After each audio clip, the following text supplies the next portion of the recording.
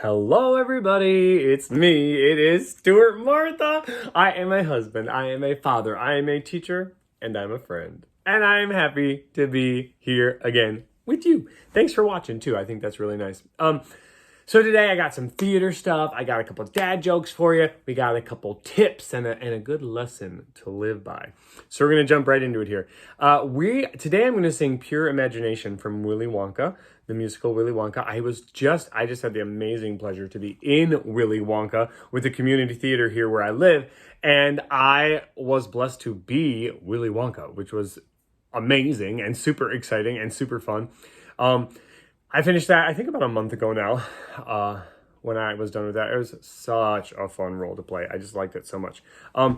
So Willy Wonka and the Chocolate Factory, the musical, is based off of the book by Roald Dahl and the movie from 1971, the one with Gene Wilder in it, the one that older people think that's who Willy Wonka is Gene Wilder. It was written by, I believe they were Englishmen, Leslie Bricusse and Anthony Newley. A little fun tidbit of information. They say it was written over the phone in one day. So it's kind of a cool thing about the song. And so everyone knows Pure Imagination. It's super well known. It's been redone by numerous people. There's the movie in 1971 with Gene Wilder, and he put a fun spin on Willy Wonka. And then there was the movie in 2005 with Johnny Depp, and Johnny Depp gave it a little different spin, kind of a quirky, really odd spin. But the 2005 movie was a little closer to what the book was actually written like. And so, there's pluses and minuses to both of them. So I'm going to sing the Pure Imagination, the short version of Pure Imagination. And I'm going to drink water because here, where I live right now, it is spring. And with spring comes allergies. So that's always fun. Let's do this. I didn't check the balance. I normally don't check the balance though, so we should be okay. Let me just maybe turn it up a little bit here. Let's see. Turn it up a couple notches. Let's go. Let's go. Yes. Come with me and you'll be in a world of pure imagination. Take a look and you'll see into your imagination. We'll begin with a spin, traveling in a world of my creation. What you'll see will defy explanation. If you want to view paradise, simply look around and view it. Anything you want to do,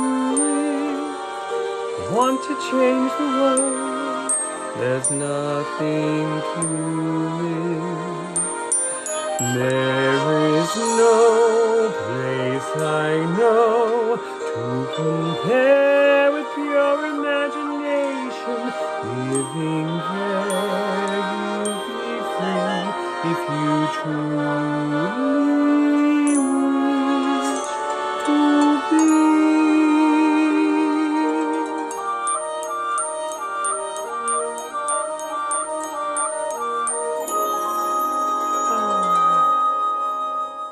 I love it. Oh, I love it. Such a fun song. All right, I got off a little bit of timing there. That's the joy of tracks. So if you know me, you know that Chinese food is my favorite food. I could easily eat it every day. I love Chinese food. So I wanted to learn how to make an egg roll because they're yummy. And so I looked up, how do you make an egg roll? It's so easy. You just push it.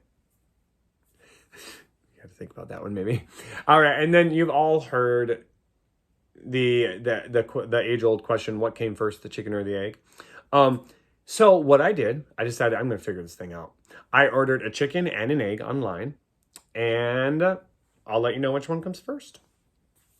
It's not, to me, it's not an age-old question. I think God made chickens first, and chickens came first, and then they laid eggs, and so on and so on. But it is kind of a fun question to think about and talk about.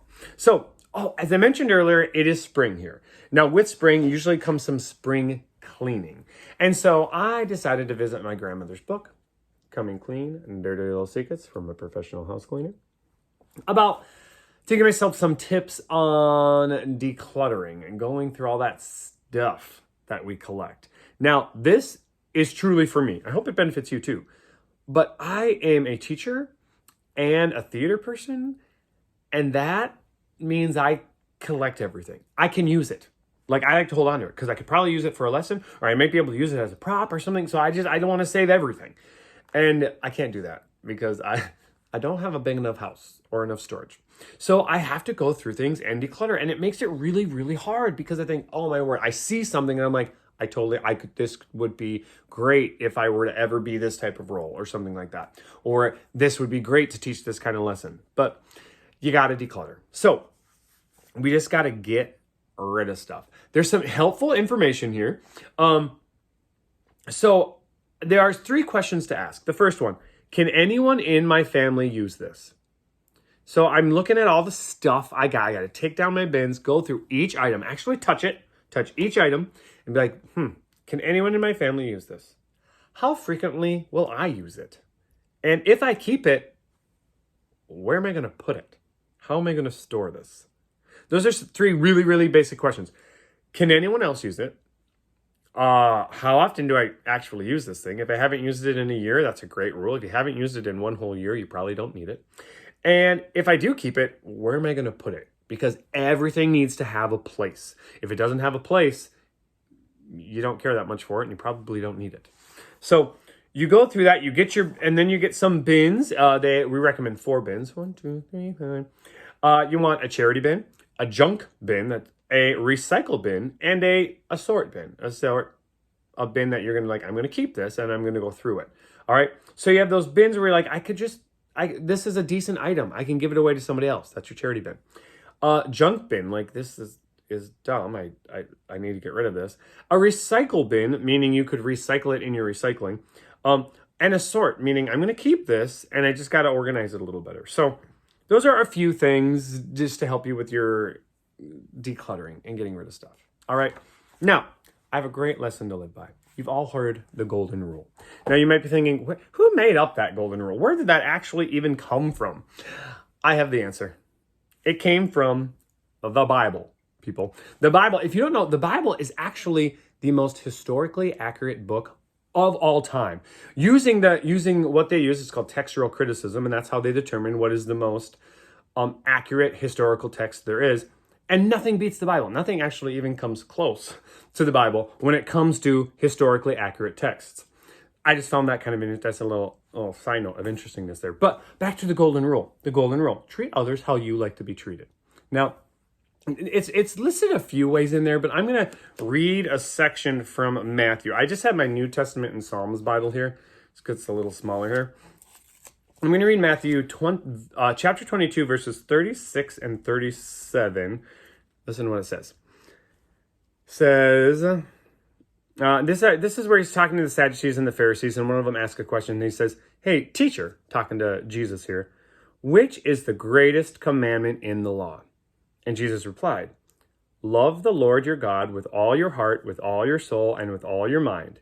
This is the first and greatest commandment." Verse 39. "And the second is like it.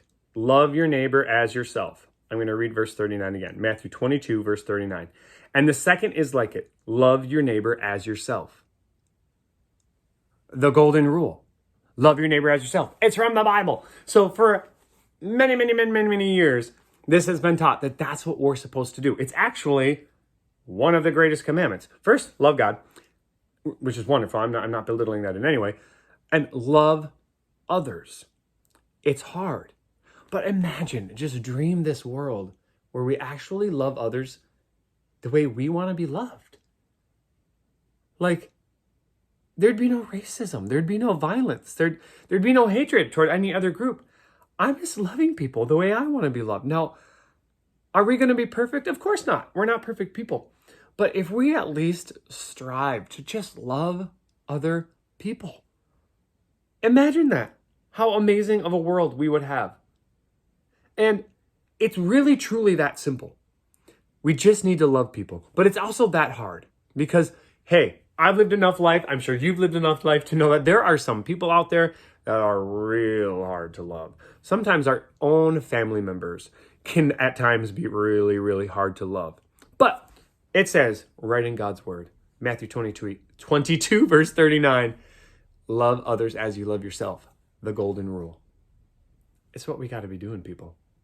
Okay? And let's hold each other accountable on that. When we're not doing that, call each other out on it. That's what's going to help everybody out. It's going to make you feel good. And of course, it's going to make others feel good as well. So I need you to go out there and be a light. How can you be a light? By loving other people.